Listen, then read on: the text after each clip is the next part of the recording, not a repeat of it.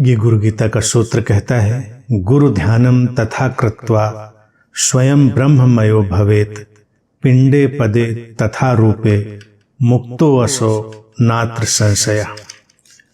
अर्थात सूत्र कहता है, अपने चित्त में गुरु का ध्यान करने से शिष्य ब्रह्ममय हो जाता है तथा वो पिंड पद और रूप से मुक्त हो जाता है। इसमें कहीं भी शंका नहीं है। चित्त में गुरु का ध्यान अंधकार से प्रकाश की तरफ जाती हुई यात्रा का ध्यान। तमसो मा ज्योतिर्गमय, अंधेरे से प्रकाश की ओर मुझे ले चलो, जो उपनिषद का वाक्य है उसकी अनुगूंज। वो सारी देशना जो हमें जीवन मुक्ति की दिशा में ले जाती है, वही गुरु है।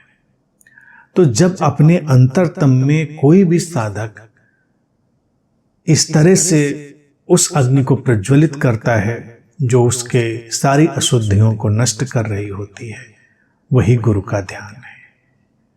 सूत्र कहता है कि जो इस तरह से गुरु के ध्यान में होता है वो ब्रह्ममय हो जाता है और वो पिंड पद रूप से मुक्त हो जाता है। इसमें कोई शंका नहीं। ब्रह्ममय होने का अर्थ ही है अपने स्रोत से जुड़े हुए होने के बोध से निरंतर भरे रहना।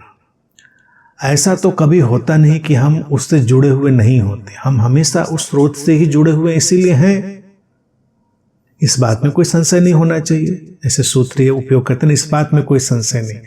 तो हमें भी इस बात में कोई संशय नहीं होना चाहिए कि हम हैं तो हम ब्रह्ममय ही होंगे, उस स्रोत से ही जुड़े होंगे। हाँ, बीच में कोई आवरण होगा, पर्दा होगा जिससे हम नहीं देख पा रहे होंगे। तो जब हम अपने भीतर वो गुरु तत्व को ध्यान में लाते हैं, अपने ज्ञान की अग्नि को प्रज्वलित करते हैं, तो हम उसको देखने में सक्षम हो जाते हैं, इसीलिए हम ब्रह्ममय हो जाते हैं। और ऐसा व्यक्ति पिंड पद रूप इन सब से मुक्त हो जाता है। अब ये सारी जो बातें हैं ये कई कई अर्थ लिए हुए हैं, आगे इनको अलग तरह से भी गुरु गीता कहेगी। अभी पिंड का सीधा सा अर्थ है देह, शरीर। पिंड हम उसको भी कहते हैं जो किसी विराट चीज का एक छोटा सा हिस्सा होता है। मूल रूप से तो ये आकार का प्रतीक हो गया। एक देह है वो पिंड है, शरीर है वो पिंड है, एक आकार है, उस विराट में प्रकट हुआ एक आकार है। पद जहां कहीं हमारी जीवन की यात्रा स्थित होती है वो पद है। पद बाहर की चीजों को भी हम कहते हैं कि इस पद पर कोई पहुंच गया, कोई उस पद पर पहुंच गया। तो जो भी सामाजिक जीवन में पद है वो भी शामिल होते हैं, और जीवन की यात्रा का कोई भी पड़ाव, कोई भी स्पष्टता वो एक पद है। रूप जिस आकार से हम जुड़े हुए हैं उसको हम रूप की तरह देखते हैं। साधक इन सब से मुक्त हो जाता है क्योंकि इन सब के पीछे उसी स्रोत को काम करता हुआ वो देखता है। वो देख पाता है कि ये शरीर भी उसी की अभिव्यक्ति है, ये पद, ये जीवन का पड़ाव, जीवन की ये यात्रा जैसी भी क्षण है उसी की अभिव्यक्ति है। ये रूप, ये आकार जैसा भी है उसी की अभिव्यक्ति है।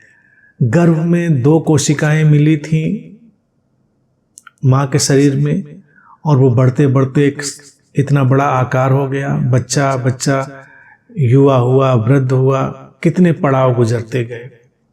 इसमें से कौन सा उसका वास्तविक पड़ाव था और कौन सा गुजरता हुआ पड़ाव था। एक साधक सारे रूपों को बस से गुजरती हुई धारा की तरह देखता है, उनसे अपने आप को नहीं जोड़ता। आम व्यक्ति यही गलती करता है कि किसी भी रूप से जुड़कर वो ऑब्सेस्ड हो जाता है, ग्रस्त हो जाता है। रूप आते रहते हैं, जाते रहते हैं। पद यानी कि जीवन के पड़ाव आते रहते हैं, जाते रहते हैं। पिंड, देह, शरीर बदलती रहती है। इस सब के पीछे वो शाश्वत है, वो शाश्वत स्रोत, वही ब्रह्म, वही हमारा वास्तविक होना है, उसमें ही डूबना है। इस बात में कोई भी संशय नहीं है, ऐसा सूत्र कहता है। तो इन सारी बातों को इस ढंग से हमें समझ लेना।